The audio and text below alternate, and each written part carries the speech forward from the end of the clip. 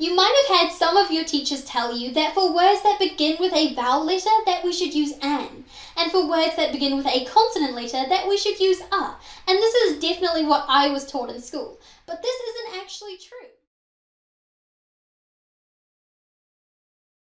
Hi everyone, how are you doing today? I'm Catelyn, welcome back to my channel.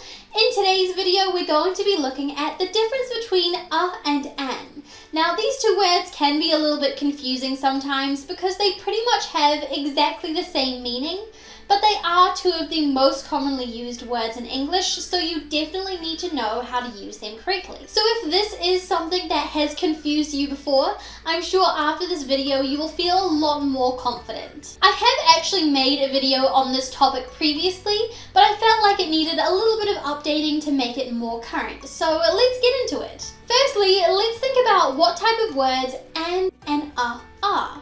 These two words are what we call our indefinite articles in English. This means that we use them to refer to something non-specific, something general, and this is as compared to our definite article, the, which refers to something specific. But I won't be going into detail today about our definite and indefinite articles. We'll look at that another day. All that you need to remember right now is that an and a are both indefinite articles, and they basically have the same meaning. The only way that they differ is how we use them. So how do we use them?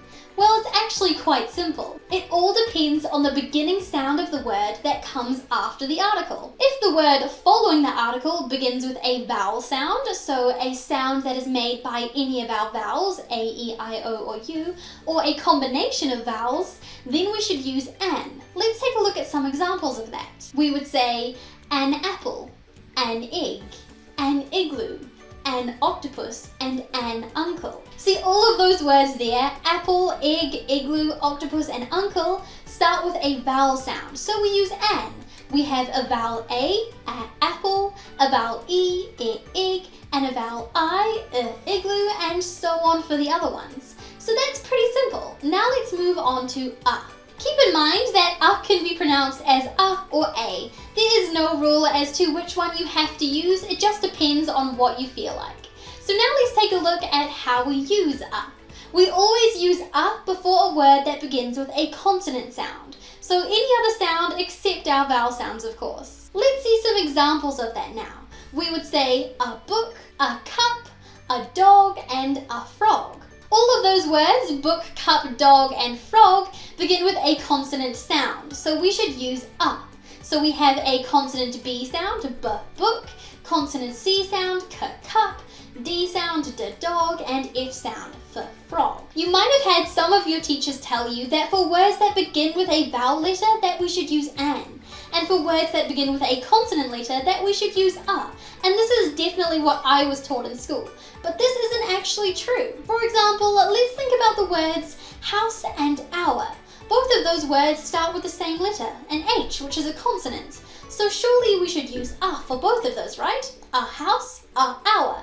But one of those is very wrong. We don't say a hour.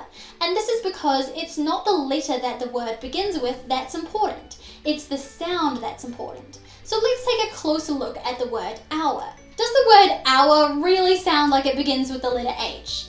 Not really. The H in hour is silent, and instead hour actually begins with the sound ow. And that's a vowel sound. It's actually a very special vowel sound because it's a mix of two vowel sounds into one. We have the R sound and the oo sound all mixed into one syllable. These are called diphthongs, and they're very special in English. But all that you need to remember right now is that hour actually begins with a vowel sound, even though it's written with a consonant at the front. So because it begins with a vowel sound, and as we said, the sound is the most important, then we should use an. We would say an hour, not a hour. It might actually be helpful for you to remember that for all words that have a silent H at the beginning, then we use an. For example, honorable or honest. an honourable person, an honest person. For both of those, we should use an. Another confusing pair that we'll look at today is umbrella and university. Now again, both of those words begin with the same letter, a vowel U. But which one uses a and which one uses an? Maybe try and pause the video here and figure out for yourself using what we've already learned before I go and explain. Okay, I hope you've made your guesses. This one can be actually a little bit tricky, so let's take a look at that now. What sound does umbrella start with? Umbrella.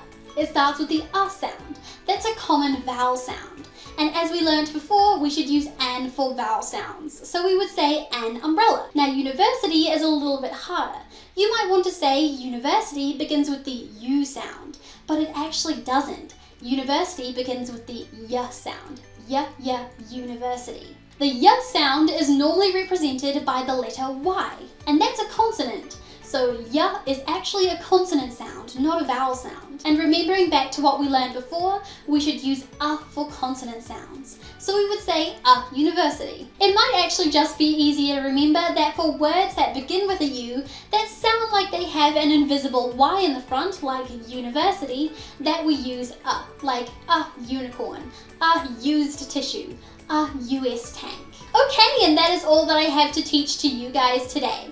All that you need to remember is that for words that begin with a vowel sound, we use an, and for words that begin with a consonant sound, we use a.